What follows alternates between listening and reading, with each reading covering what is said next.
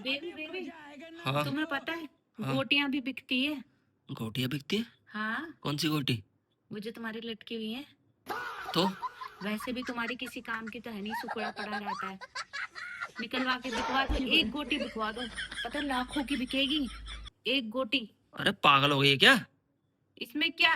अरे मैं शॉपिंग कर लूंगी, कुछ अच्छा सामान वामान खरीद लूंगी अपने लिए।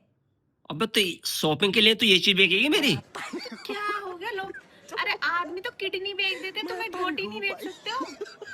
वैसे भी किसी काम की है ये अरे बताओ। तेरे को मजा नहीं आएगा, फिर ऊपर नहीं हो पाएगा। उससे ऊपर होता ही कब है? मेरे को तो हंसी आती है, ऊपर ही तो नहीं होता।